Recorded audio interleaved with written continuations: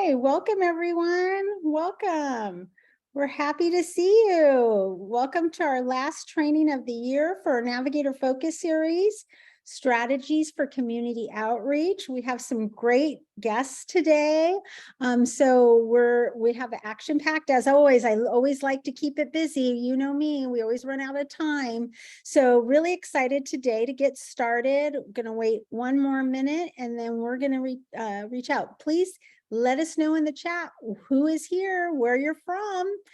We love to see you. All right. Just going to put some reminders today. Please make sure you have any unnecessary windows closed.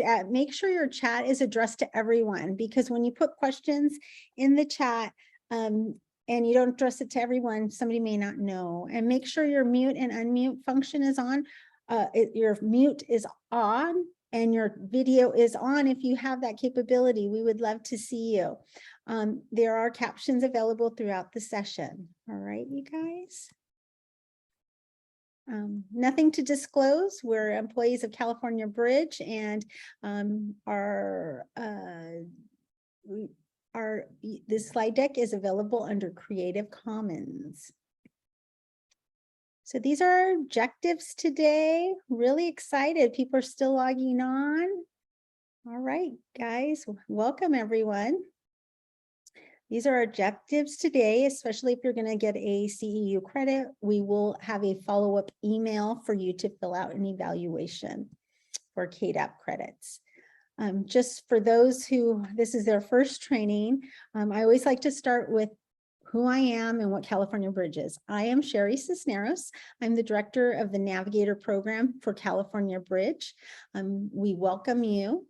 California Bridge's values and missions are very simple: 24/7 access to high quality treatment of substance use disorders in all California hospitals. We are well on our way. As you see this map, we're up past Redding down to El Centro in Southern California. We have over 250 hospitals, emergency rooms applying for our new BMP Bridge Navigator program. So we are so excited. Our goal was over 300, so we're well on our way with 260 applicants. So welcome. I am here today to talk about community engagement 101. We're going to go back to the basics. Why? Because this is really important. I'll let you know in the next slide. And then we have a lot of partners today. So they're going to share, our mentors and our partners, their successes that they've made in this community outreach this area, because we know it's very hard. I know personally, as starting my own program, how hard it is to have a really engaged partner, one that you can count on for community events and share out some information. And then we'll wrap it up. So what is our bridge model? Very simple, you guys. I always like to go over this because I know you guys are doing presentations, so you'll understand. Always want to talk about our bridge model. We're revolutioning the system of care. What we do is it's a three-pronged approach. The first is in our hospital EDs, and begins with our clinical champions, our doctors. They're giving low barrier treatment in the emergency room. Patient can come in and say, I am going through opioid withdrawal. We don't give them a urine drug screen. We don't sit there and kind of do our long intake. We say, you are, all right, let's give you some buprenorphine. When's the last time you were on opioids? We simplify it. So that's that low barrier treatment. The second is all you guys, connection to care and community. We've really added community because right now with the fentanyl crisis, it just, I don't know if you guys are being asked to do more and more partnerships and education and training in the community, but I know a lot of our navigators are. So that's why we really wanted to stress the importance of this training in your community partners. And then a culture of harm reduction. We're still dealing with stigma and biases in our own hospitals as well as the community. And I know you guys play a big, huge role, and you're the role model for that. So community outreach strategies, that's what I'm starting today. So why do I need to engage my community? Can you guys type some answers in the chat? I'd love to see, why do you think we need to do this? Anything in the chat? Okay.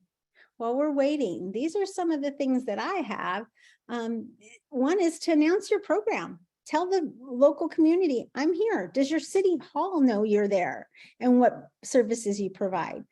Provide support to your local community. There are programs already going on in your city, whether it's from the police department, the fire department. There are community events and programs already going on. They would love an additional team member to be part of these events. I know some of you were even part of the local take back, DEA take back, drug back, prescription drugs.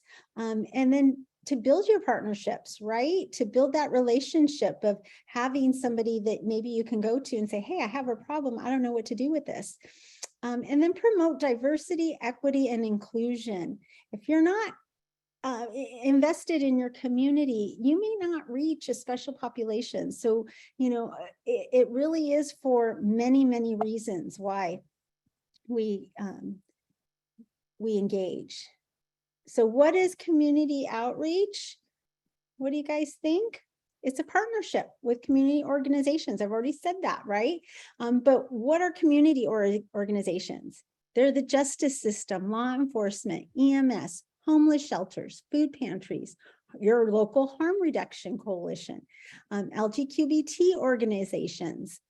So please note, these are not treatment facilities. We're not talking about treatment facilities today. That's for another training, but really we want to know what's in your local communities and what are we doing to engage those services. So when do you start community outreach? That's something that we've been asked here at California Bridge.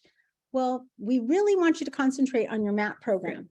Okay, we want to make sure that you start and it's stable, right? Because you're going to need some time away from your hospital. Make sure that you're already consulting with patients, right? We want to make sure that you have your processes down. And once you do that, you may have low patient encounters. You're all set up, you're ready with your treatment center, but nobody's coming. So you want to make sure that you are out in the community and that they know the services that you're offering. A great way to start is when you have naloxone on your shelf and you notice it's not going anywhere and it's going to expire. You know, local law enforcement is great to give that naloxone. So I'm glad they're here today. Remember to arrange community time with your supervisor. This is in the grant as an objective or as a deliverable. You are to arrange some time to go out and make some community events and time. So please discuss this with your supervisor and keep a log. Last but not least, you know, I'm all about documentation and making sure any person that you're going out to see, making sure that you have a log of your visits, your contacts, and what services, what's going to go on between you guys, what partnership are you going to have? If it is for law enforcement, you may sign up to go out on their community outreach to homeless shelters, right? Then add that to your list, because when your supervisor asks, what are you doing with your time? There's more community events than there's time. So I'm sure you'll have more than enough to state your cause of why you need the time. So please make sure you log it and share it with your supervisor. All right, I'm going to hand it off to our favorite onboarding specialist, Latoya Mitchell. She's going to talk to you about how to vet organizations and feel if they're right for you. Latoya? Thank you, Sherry. So Sherry already went into detail about the benefits and why we would, do this community outreach. And so vetting those community partners is really important. You're going to start off with visiting the organization. So just like Sherry said, go out in the community. This isn't necessarily just phone calls. This is, leaving your hospital or your site, wherever you're stationed, and visiting these facilities, businesses, all of that good stuff, and talk to a key contact person like a director, a manager, somebody that has a little bit of pull that can answer your questions and get this relationship really going. You'll want to introduce yourself, explain your hospital's program. Again, just like Sherry said, especially that way it's easily recognizable when they refer patients your way. And vice versa, when you refer patients to their services. These are services that are often labeled as, social determinants of need. Not very many people like that phrase, but these are those types of services. So ask questions, are these free services, such as a food pantry and, housing vouchers and things like that? Is this service free or is there a fee for the service? Who can access these services? Another really good question is, what would this process look like if I were to send a patient your way? What sorts of things will they need to have on their person, like an ID and just kind of identifying any potential barriers. And then put all of that down on a nifty little resource sheet for your patient, make copies of it. That way you can pass them out. Again, just reiterating, this is different than your treatment resources. These are other resources in the community that you would be, making these connections with and putting a list together after vetting them for your patient. And then lastly, you'll want to make sure you leave their organization with business cards, copies of their brochures, flyers, anything that you can hand out to your patient. And that's it. Okay, great. Thank you. Thank you, Latoya. I really appreciate that. Unfortunately, guys, if you're asking a question, I am going to wait until the end because my chat, I cannot see the chat box. So something happened with my computer, so I'm unable to answer questions. We will have a Q&A time shortly after the presenters. Okay. So I do have one question, Latoya, for you. I don't know if you can come back on screen. Where do I begin? Where should a navigator, how do I start this community organizations? Where should I begin? So there are a couple of ways that you can begin. Actually, one of the ways is using the internal list that your social work team has most likely put together, because they don't just have treatment resources; they also will have other community need resources available. So you can start vetting those and see what's updated, what's no longer available, and just cross those off the list. Another way is getting in contact with your county access line. Every county in California has one, but your county access line can start sharing resources with you as well. There are a couple of online tools that you can use to find resources. 211 is a very popular one. And right now the other names are escaping me, but I'm sure you guys will drop those in the chat if they come to mind for you. But what I really want to know is, for you, the audience, what are some of the ways that you found these community resources? How did you go about doing that?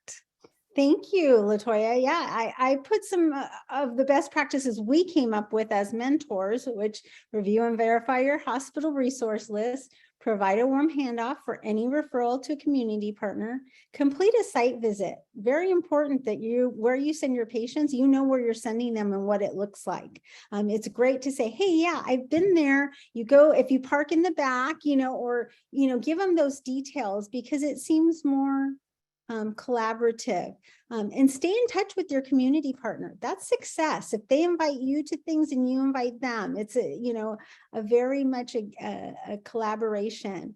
Stay connected. If you are attending county pods in your area with our mentors, they are bringing some of these community resources. So that's one way. If you haven't been invited to a county pod, let us know because we will invite you. Any others out there? All I right. see some really good ones in the chat, but one that I don't see yet, and I really want to highlight, I was hoping somebody would drop it in there, but table events are such a great way to find out what those other community resources are. Uh, in our community events here in Bakersfield, there might be like 30 different booths for the safety fair, and it's amazing the new resources that I run into every year. But it's a great way to network, and it's a really great way to find out what those resources are and get the word out about your program. Thank you. Thank you so much, Latoya. So now we're going to go to successful Navigator partnerships. First off, we're going to talk with Raphael DiCaprio. He's with Providence, St. Joseph's, Eureka. And welcome, Raphael. I'm really excited for what you're going to share, because when he told me this, I was like, okay, I need to do this next year. So let us know, how do you engage your community, and what community events did you go and attend to this year? Well, thank you very much, Sherry. So, yeah, I've been to a few service fairs in my community, and we are a very small rural area, very remote, but we have a very large population of people that are experiencing substance use disorder. We also have a big college up here called Cal Poly Humboldt. So a big part of my passion is working with the LGBTQ2IS community. That is the community that I identify with. And so statistically, people who are a part of that community have like about 20% uh, higher rate of substance use disorder. So I reached out to our local Redwood Pride organization and Queer Humboldt, and just let them know that I'm here.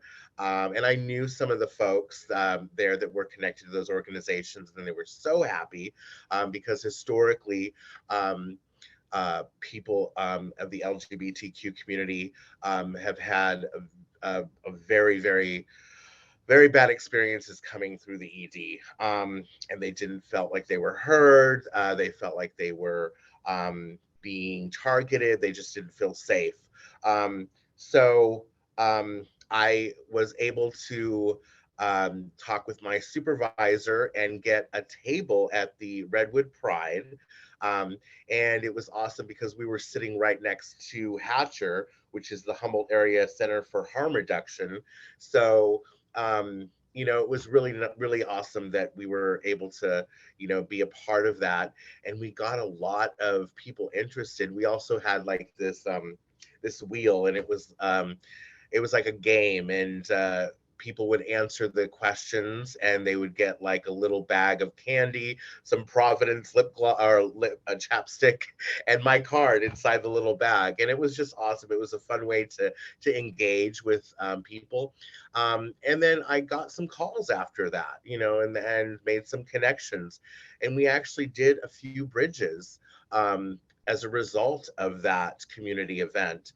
Now I continue to check in with some organizations like the Transgender Health Clinic, letting them know that I'm here. They're going to have an event very soon, and I got the approval to have a little booth there at their event, letting them know that we are here.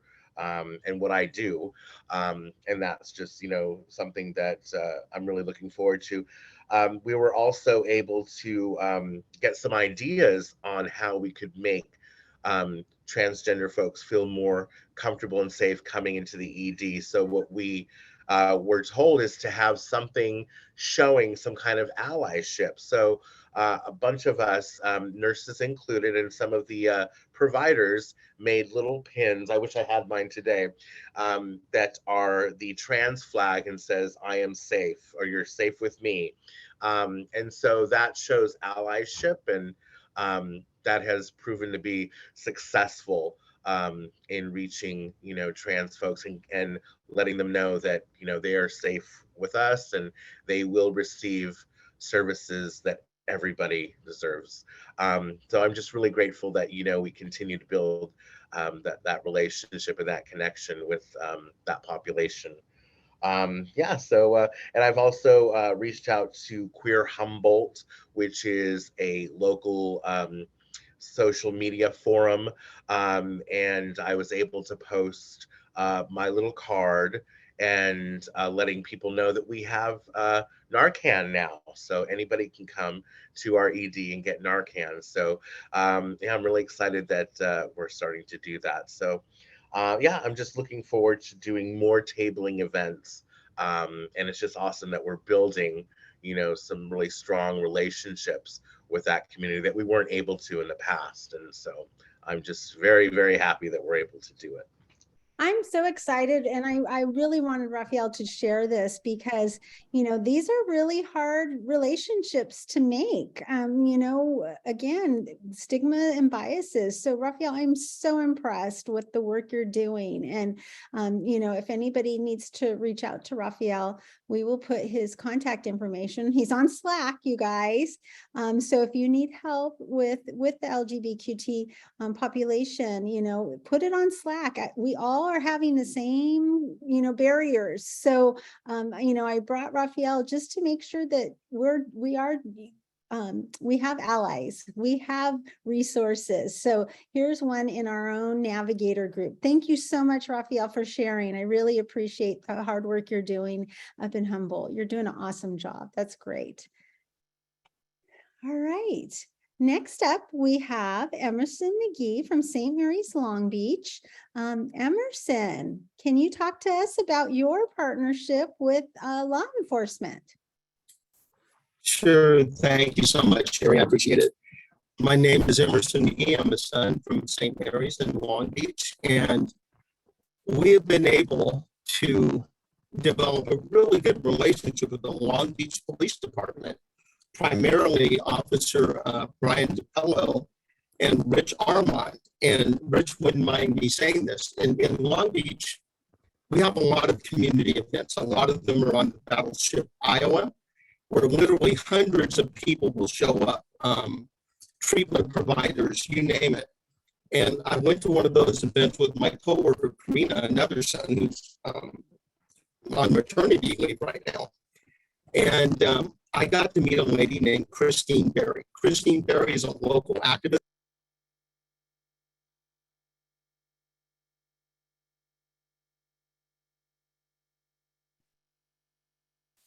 Hello, I think we're having some technical difficulties from Emerson.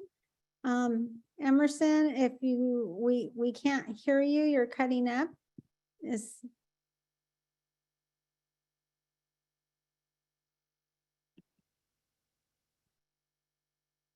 Okay. Emerson, when you come back, we will definitely pick up where you left off about your wonderful events in the Battleship, Iowa. Okay, we're gonna, for the sake of time, gonna move on until we can get Emerson back. Joanna Partita, hello, Joanna. Hi, good morning. So my name is Joanna, and I'm the son here at El Centro Regional Medical Center. One thing I wanted to mention is here at our hospital, I took it into effect that we have a Wellness Wednesday at our hospital. We have a resource center at our local mall.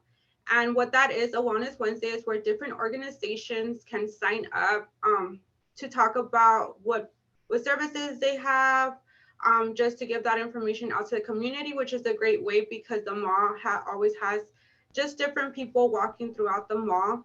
And it's also a great way for myself to network with other communities or organizations.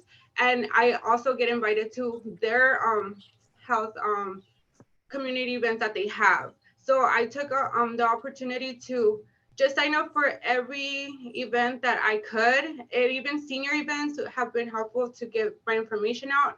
I passed out flyers with my information. I also have connected with the LGBTQ Resource Center. I did a presentation there as well. I even reached out to our local mayor so I can get contact information for like key stakeholders, like at the prisons, probation, just trying to get out there to the pharmacies, leaving my card on flyers. And that's been a great way for me to connect with those that may need help, or just talk to them to make them feel comfortable to come into our ED to start treatment, and just help them link to other services that may be helpful for them.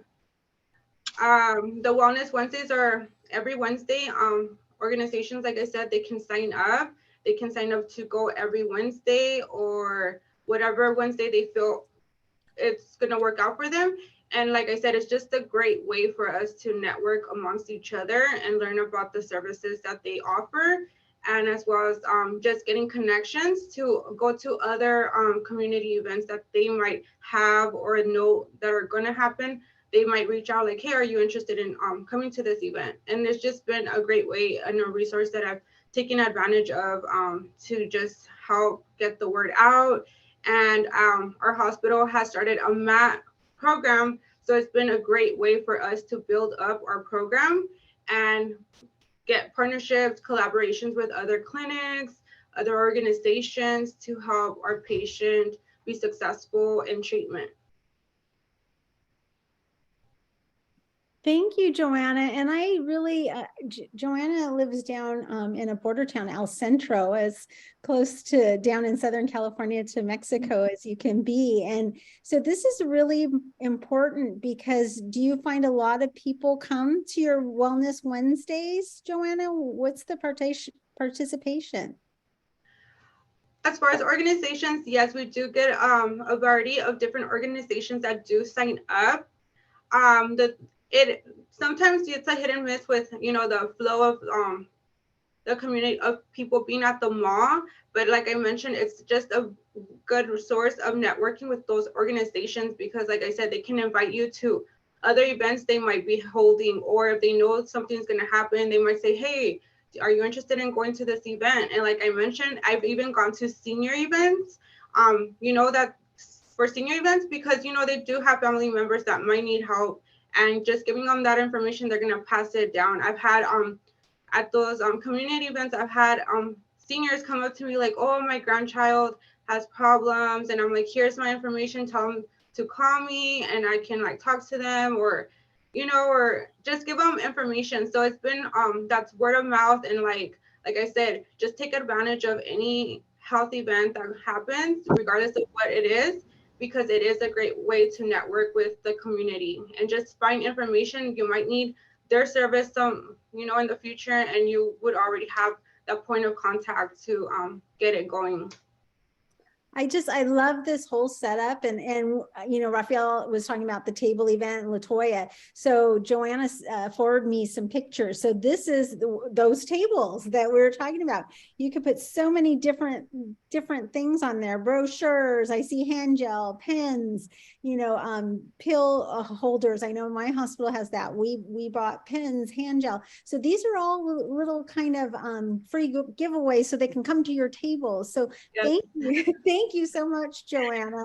And like I said, this was at the mall, right inside. They set up shop. So I thank you again. Thank you so much.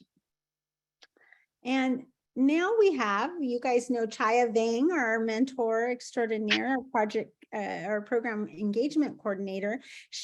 Has two partners that she wants to talk about. Chaya, I'm gonna let you take it. Hi, everyone. Good morning. So I'm Chaya. I am actually located in Fresno, Central Valley. And as many of you may have known, I'm also a navigator for the past 3 years. So I'm the type of person that takes advantage of community events. I walk around the booths and learn about services and leave my card.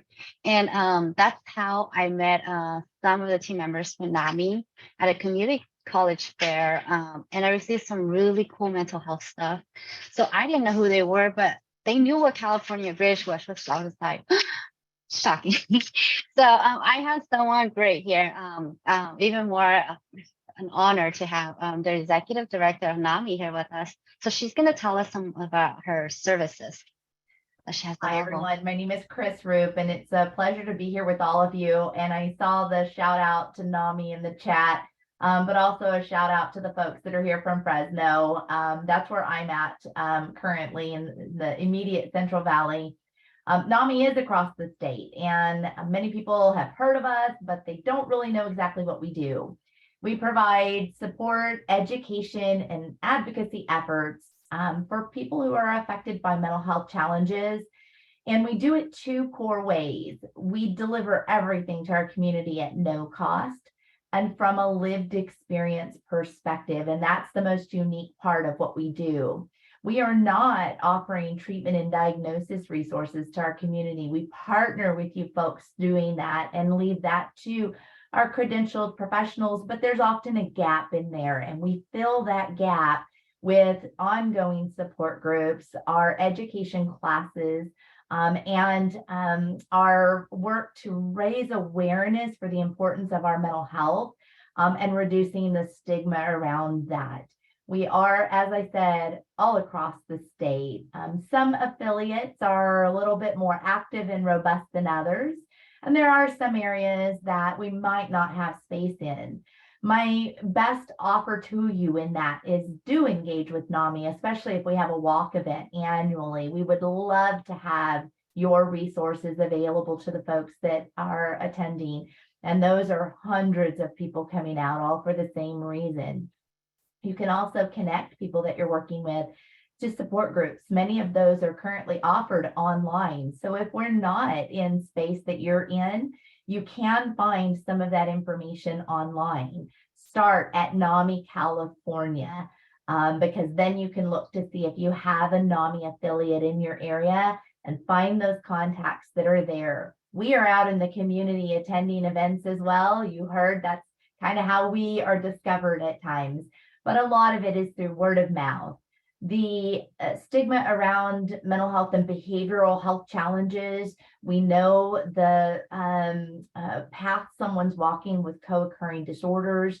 It's not an easy journey to walk. Some folks need space to just sit and feel supported.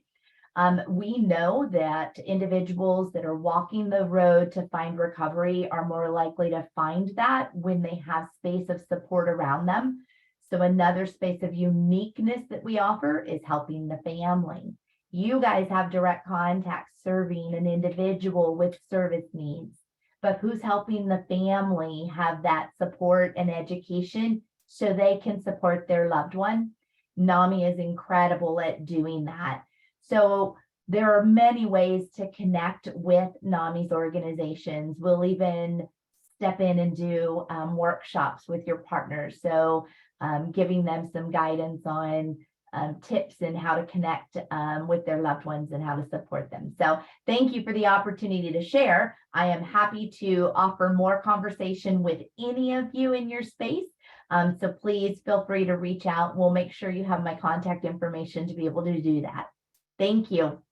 That was great. I do have a question. Are your services free? Yes, our services are always at no cost to our participants. So attending one of our classes, and they're extensive, they're about 8 weeks, 8 different sessions over the course of 8 weeks. Our support groups are always no cost. And we know programs offer support groups out there. We often see that they put a cost to it. Some of that is to incent folks to go. But we also know there is a barrier financially sometimes walking this road. We want and have removed that. We want to make sure that people have access to us and the services, and they come to us as they need us. So we've removed that barrier. And again, we're not providing things from a clinical or professional mental health perspective. We complement what they do. So someone who's walking this road and not quite sure, I'm getting my resources for my substance use needs, but I also need a mental health provider, and I don't even know how to find that. We can have a conversation with someone about what are best practices, what are next steps in creating a plan for that, and really just sitting and listening with them, giving them peer support from the individual's perspective, peer support from the family member's perspective as well. I see the chat is very active. I'm going to drop in and see what's going on in there. Thank you, though. Thank you, Chris. Thank you so much. Chaya? Okay, and then I have one last person I want to introduce. So Officer Cardinal, I'm gonna let him talk about his project, but he is someone who my team has great respect for, especially the work that he's doing in our community with the whole fentanyl crisis. We met him through lectures that we're doing to our residents, educating them about our bridge services. So, and then we just became partners. I have him on my cell phone, so we can call each other, we need anything, and email each other. We've been doing presentations together where Officer talks about fentanyl, and my team does the naloxone training, and sometimes we even share naloxone, just giving it out. So I'm gonna let Officer Cardinal talk about his awesome work that he's doing. Well, first off, I'd like to thank you, Chai, for inviting me to this group. I'm really excited. A little bit about myself. I've been with the Fresno Police Department for 26 years. 2 years ago, we started a team here in Fresno called the Fentanyl Overdose Resolution Team. And the reason why we started this team is because we had a lot of overdoses with kids, in particular kids between the ages of 16 and 21. So basically what my team does is we go out and we investigate these cases when there's an overdose involving a kid, and we try to find out who provided this poison to that particular kid or victim. We like to consider them as victims. One of the things we recognized right away in the beginning is that we were not going to be able to prosecute our way out of this situation. So we have a huge educational campaign here in Fresno. I actually teamed up with the district attorney in Fresno. And what we do is we get out and we do presentations to as many schools as we can throughout Fresno and the rural areas around Fresno County. Pretty much we're on a talk show circuit. We made a documentary out here 2021 called Killer High, which we're very proud of. We teamed up with ABC 30. And as a matter of fact, it actually was nominated for an Emmy Award. So we're very proud of that. So what we do is we go in, we present this documentary to the schools, and then we come in and talk behind it, and we let the kids know, the teachers know, and whoever will listen about the dangers of fentanyl. Because we believe, our team believes, that the only way we're going to slow down this fentanyl epidemic is obviously education, in particular with the kids. We've done a couple PSAs through Fresno County Department of Health, which we're very proud of. We have billboards all over Fresno about the dangers of fentanyl. So what we're doing out here as far as law enforcement and teaming up with organizations like this, we're kind of a model all over California. We're constantly being asked on exactly what we're doing here in Fresno, on how we're decreasing our opioid overdoses, in particular with fentanyl. So we're very proud on what we're doing here in Fresno. That's great, Chaya and Detective Dean. I really want to commend you guys, because this seems to be the hot topic, and a lot of our navigators really need guidance on how to get involved. They've been asked specifically to give presentations. Do you know, Detective, if there are other police counties doing this? I know LA County is, because I've been approached. Is this something statewide? Well, I do presentations all over the country, and I know they've heard about our model here in Fresno. There's been a huge outpour of other agencies, law enforcement agencies in California, exactly asking us how we're doing it here in Fresno. And I'm also sharing my presentations with, and also sharing the documentary with these different law enforcement agencies to get the message out. So why should we duplicate what we got going on here? And it's we believe it's a success. So anything we have, we share.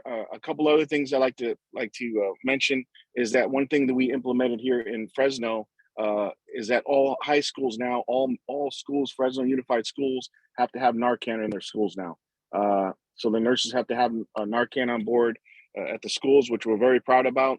And we believe that we are making a difference out here by just doing these presentations and our PSAs and our billboards, our documentaries. We knew early on that the only way we're going to slow this down is doing these presentations and educating as many people as we can. So true, so true. And I thank you. I commend you for all of this work. I know it's not hard or not easy. It's really hard to get in the trenches and get people to listen. So really appreciate that. And I'm glad that you teamed up with Chaya and you know, I think more people, the better, right? Just reducing the stigma. All right. Thank you so much. Thank you. And Detective, can you share the video with us? We'd love to see that. If you can get us that information, my navigators would probably really appreciate that. So if we can get that information or a link, if we can put that in the chat, Chaya, I'm not sure, that would be wonderful to share. So we'll spread the word for you. Okay, Detective? Absolutely. Thank you.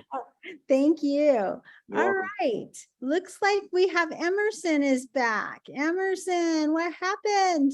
Can you unmute yourself? Hey, Sherry, I'm not sure what happened, but now I'm back. So, Awesome. all right. All right. We're going to get back to you. You were talking about the wonderful things you're doing on community events. And one I was really interested in and shut off was the Battleship Iowa down in the docks of Long Beach. Yes, there's probably quarterly sobriety or wellness events on board the ship. And every provider in the area will be there. We're there handing out brochures, flyers, but it's a good place to mix, a good place to mingle and meet people.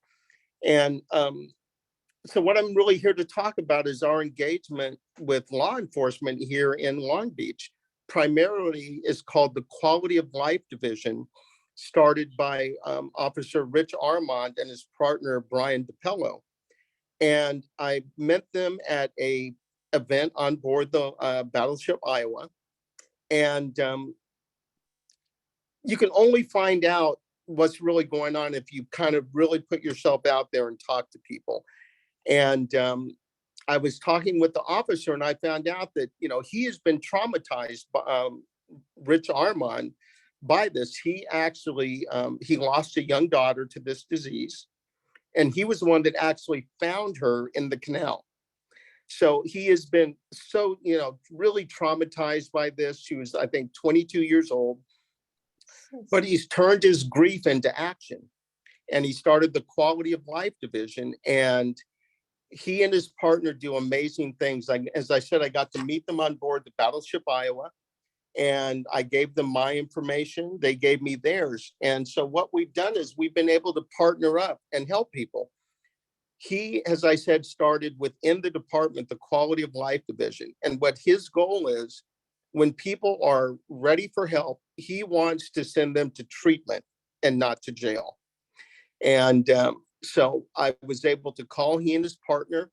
They will actually come by St. Mary's in uniform, and they'll meet with the patient bedside and ask, do you really want help? And they'll talk with them for a while. And we'll talk to the doctor, the nurse, find out about discharge and all of that. These men will actually drive them to treatment. I mean, it's amazing. They drive them to treatment. And in fact, one instance, and I put a picture of it on Slack, through another community activist, Christine Berry, we had a patient that was going to go to treatment the following day, but he had no place to stay. Christine Berry got a call from myself and Rich Armand, Brian Dapello. She, through her fund, actually got them a motel room for the night, gave them some food. Then the next morning, myself, Rich Armand, and Brian Dapello, they showed up in uniform, knocked on the guy's door, said, are you ready to go to treatment? He stepped out. They're in uniform. He's like, what is going on here? I mean, he was a little shocked, but we stood there and talked. I think I took a picture of it and posted it on Slack.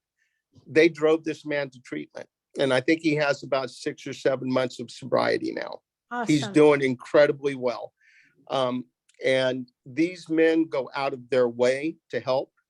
And, you know, I think even Sherry mentioned, you know, unless you really talk to people at a intimate level, you'll find out that so many people, and I'm sure most everybody on this Zoom meeting has been traumatized in some way by addiction. whether, you've had a partner that was an addict or you're like me that was an addict. People have been traumatized, and it's amazing to watch these people that have been traumatized turn their grief, sadness, trauma into action to help other people. I have to admit that I was on the other side of the law for many decades, and to see these officers now like out there really offering to help people is amazing. I have to say, it changed my mind about law enforcement. We have gone to events with these, I've gone to events with these officers. There's now a fund in his daughter's name to help the homeless and to provide money for people to go to treatment and or detox if necessary. So, so many people in our communities have been traumatized by drug addiction, alcoholism, and its effects.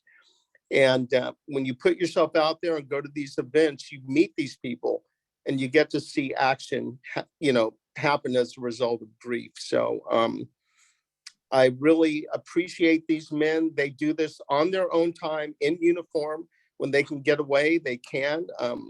Sometimes I'll be talking to them, they have to go on a call, they have to leave, but they want to help people, and it's an amazing thing to watch. So yeah, I go to all the community events that I can. I go have coffee with them on a regular basis as much as possible, and other local activists, just to keep the relationship strong and find out new things that are going on. So that's what I have.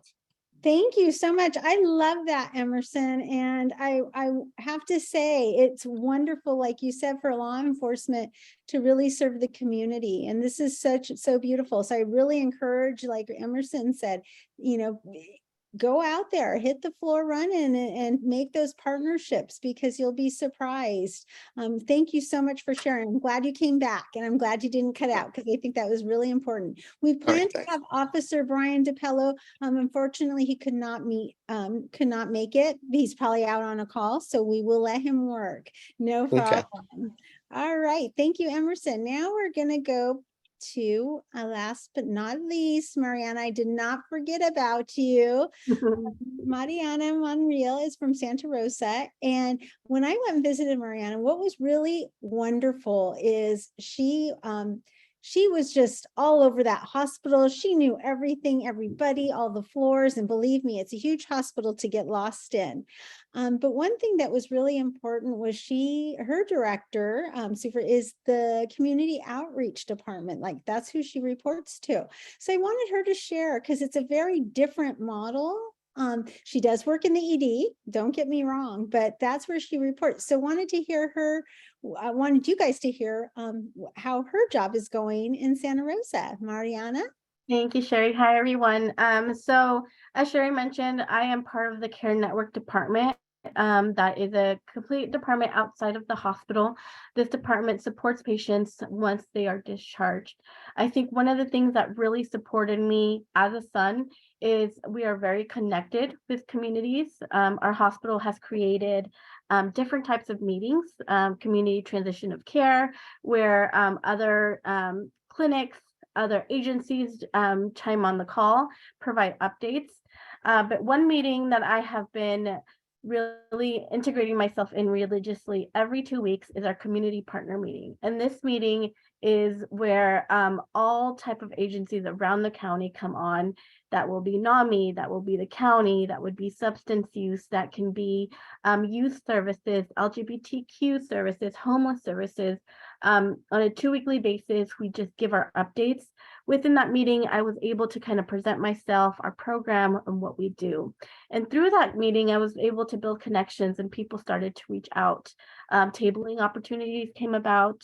That's where we learn about our different summits coming up, or different trainings out in the community I was able to register for. And in fact, Sherry was able to join me in one of them, the opioid use disorder seminar that went on. And one of the really great tabling opportunities we recently had, our county came up with a community health worker, Latinx program. And so it was called, down here, Promotora de Salud. And so this program was specifically all Latinx Spanish-speaking women who were really trying to advocate and provide resources for our community, for the for the patients who were very low barrier. And that was really interesting to me. And I immediately took on a tabling opportunity just because we have a lot of stigma around harm reduction and, the opioid. And it was really important for us to get out there and educate. It was very interesting because our first maybe 30 minutes there, every single person who approached our table said, oh, no, I don't have an issue with that. But that wasn't the point, right? The point was to really educate. And so immediately when I said, and that's totally fine, but did you know?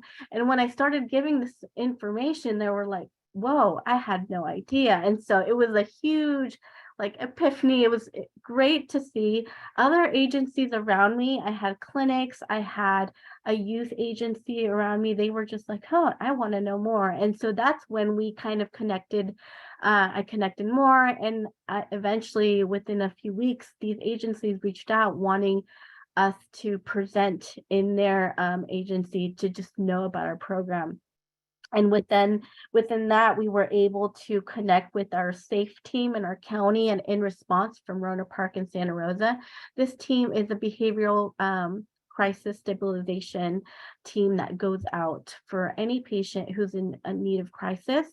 And through that, we were able to kind of integrate our services, and they include us in how can we better support our patient. And they know that we exist. So if they're bringing a patient into the hospital, they immediately call me and say, hey, this patient's in crisis mode. I just want to let you know they're here, if we can connect with them. And it's been a great way of forming connection.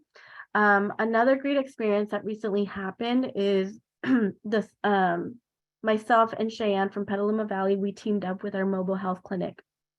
And as well as the host team, our homeless team in the county, and we went out to an encampment. And with that, we were able to provide them to care. And for those that were receptive to support with their substance use, we were there with harm reduction tools on hand, fentanyl strips on hand, and just overall services and how we can support you. So this meeting, the community partner meeting, I attend religiously every 2 weeks. We give updates, presentations, and this is how connections comes about. One of the newest kind of projects we have is we recently connected with our school system through Petaluma City Schools, and in hopes where we can give more education on Narcan, provide our team support as well as the families, and give them education. So I think something really important to know, and something that I'm learning, our resources are everyday changing. COVID's still very much happening. And so sometimes we just got to jump in action, and being part of these meetings have been so helpful to really just keep myself up to date on what's changing, what's new. I've been able to connect and make relationship with case managers in our county and find different resources for patients who are needing dual diagnosis treatment. And so it's nice where we're able to present ourselves, but it's nicer where now they know we exist and they know where to find us. So I think it's been a really great opportunity, and outreach is something that I've learned to really love, and something that I really enjoy to see and come together is building the bridges to connection for our patients, and also just creating friendships within our agencies and knowing that we're here to support one another, because we can't do this alone, and it really sometimes takes a village. So yeah, that's kind of how I've been exploring our outreach. Community meetings has helped us to kind of get out there, and we get emails all the time, maybe every month, for tabling different events, and I've also learned to kind of venture out on things outside of my comfort zone, because I never know what I'm going to come across. And so that's been a great learning experience. Oh, that's great. And that's why I told you I wanted you to meet Mariana because, she really had to restart a program that was there and had left, somebody had left. And so, in making these meetings, you say religiously every 2 weeks, it is a commitment. And I'm so glad that you shared that because there's some of these meetings held probably in every city, every county. And if you aren't on that chain, that email list, you've heard from our navigators that it is important to be involved with the community. Thank you so much for sharing, Mariana. Our whole panel, let's just give them an applause because I was so excited to have this many. I was so worried that none of them were going to have enough time, and I think we did great on time. These are our California Bridge resources. I'm going to stop my screen for a real quick second because I haven't been able to see the chat and I don't know why. But again, if you need some of these resources, please let us know because we would love to hook you up with some. And if, I see a lot of people putting some resources for mat treatment, and that's great, but we really, this training is for community resources. As you know, some of our patients do not have food, they do not have shelter, they don't have basic needs. So we just wanted to make sure that you guys know, and if you have any problem, look at all these wonderful people, and if there's nobody near you, give us a call. We'll find, we have a program team who's always willing to help, especially Latoya and Chaya. They have so many resources, even though they do not live in a big city. Latoya's from Kern County and Chaya's from Fresno, but they make friends really fast. So please do not hesitate to reach out to us. Any last words from our panel? All right.